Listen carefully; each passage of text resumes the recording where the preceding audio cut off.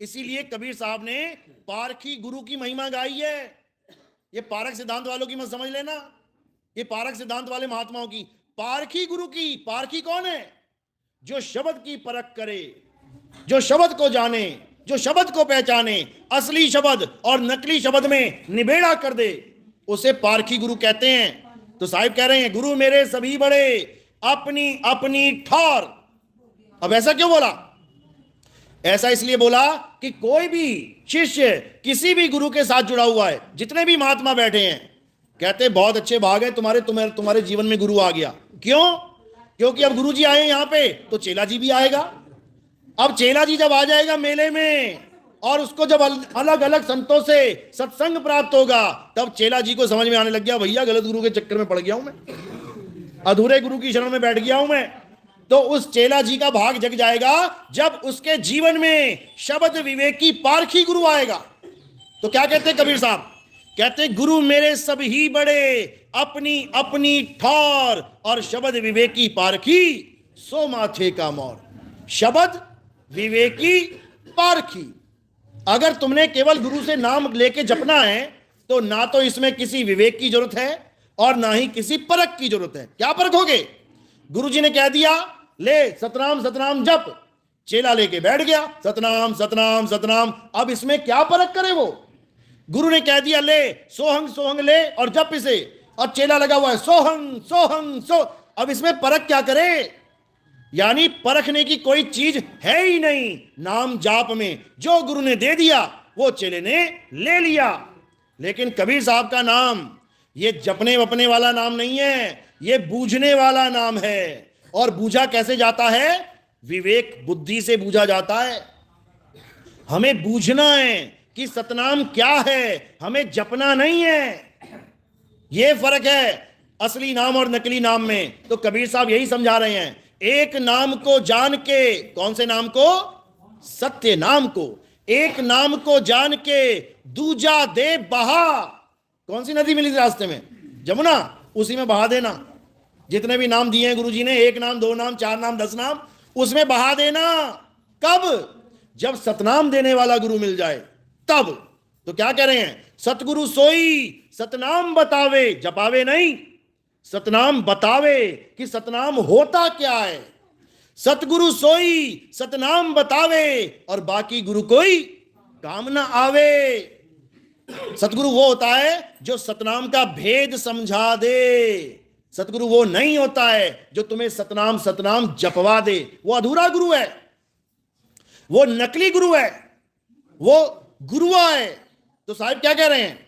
अरे झूठा गुरु अजगर बना, 1,84 जाए और सारी संगत चींटी बनी, तोड़ तोड़ के खाए। जो अधूरा गुरु है वो कौन है? इन 52 अक्षरों को देने वाला अधूरा गुरु होता है। पद देने वाला गुरु पूरा होता है। सोई गुरु पूरा कहावे, 2 अक्षर का भेद बतावे, 1 छुड़ावे। यानी अधूरे गुरु ने जो तुम्हें नाम दिए हैं कोई भी उसको छुड़वा देगा। छोड़ दे, नहीं नहीं गुरुजी सतनाम दिया है, अरे छोड़ दे उसको भी, ये सतनाम नहीं असतनाम है। अरे हमारे गुरुजी ने परमात्मा नाम दिया है, परमात्मा परमात्मा। तो परमात्मा परमात्मा जपेंगे तो परमात्मा ही तो मिलेगा। अरे ये परमात्मा परमात्मा भी काल का नाम है, इसको भी छोड़ दे। क्यों? क्योंकि 52 अक्षरों से बना है। क्या परमात्मा 52 अक्षरों से बना है? परमात्मा 52 अक्षरों से नहीं बनता, तो परमात्मा का नाम भी 52 अक्षरों से नहीं बन सकता। परमात्मा का नाम क्या है? अच्छे से समझ लो। क्या कह रहे हैं कबीर साहब? कह रहे हैं सत्य स्वरूपी नाम साहिब का, सो निज नाम हमारा। अब नाम क्या है साहिब का? सत्य स्वरूपी। अब ये क्या होता है सत्य स्वरूपी? ये कोई जाप है क्या कि मैं जपूंगा सत्य स्वरूपी सत्य स्वरूपी सत्य स्वरूपी?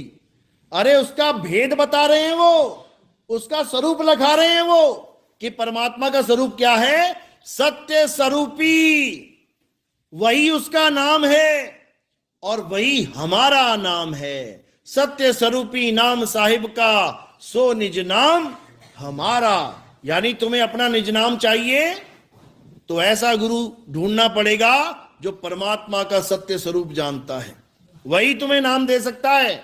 वरना तुम्हें 52 अक्षर देने वाला ही गुरु मिल जाएगा, और जब तक तुम 52 में अटके पड़े हो तब तक तुम्हारा कल्याण नहीं हो सकता। इसीलिए कबीर साहब ने भेदी गुरु की महिमा गाई है। भेदी गुरु कभी वस्तु का नाम नहीं देगा बल्कि वस्तु लखाएगा। भेदी गुरु कभी तत्व का नाम नहीं देगा, पानी का नाम जपने को नहीं देगा कि बेटा जपो जल वाटर नीर तोय पानी, जल वाटर नीर तोय पानी। गुरुजी कितनी बार? सारी उम्र। अच्छा, सारी उम्र जपूंगा तो पानी मिल जाएगा? बिल्कुल मिल जाएगा, विश्वास कर मुझ पे। अच्छा, उसके बाद क्या होगा पता है? अरे पानी पानी जपते जपते प्यासा ही मर जाएगा। ना तो गुरु का पता कहां चला गया और ना चेले का पता कहां चला गया। कौन जाके देखे कि कहां गया? तो इसलिए क्या करना है? एक छुड़ाए।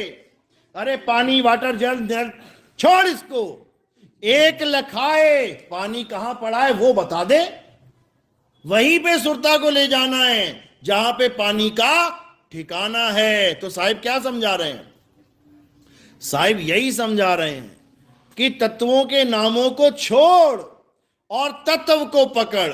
यानी वस्तु के नामों को छोड़ और वस्तु को पकड़। साहिब कह रहे हैं वस्तु कहीं और ढूंढे कहीं, कैसे लागे हाथ। गुप्त वस्तु तब मिले, भेदी लीजे साथ। अरे भेदी लीना साथ में, दीनी वस्तु लखाए। और कोटि जन्म का पंथ था, पल में पहुंचा जाए। एक पल में तुम्हें ज्ञान हो जाएगा। एक पल में तुम्हें ज्ञान हो जाएगा कि मेरी वस्तु कहां है। उसके बाद जपना उपना नहीं पड़ेगा कि तुम उसको जपोगे। एक पल में ज्ञान होता है, एक पल में। खोजी होए तुरंत मिल जाऊं। कितने पल में? एक पल की तलाश में। और वो को कहां ढूंढे रे बंदे? मैं तो तेरे पास में। जो चीज हमारे पास होती है उसको जपने की जरूरत नहीं होती है, उसको पाने की जरूरत होती है। जो भी चीज पास है क्या करते हो तुम?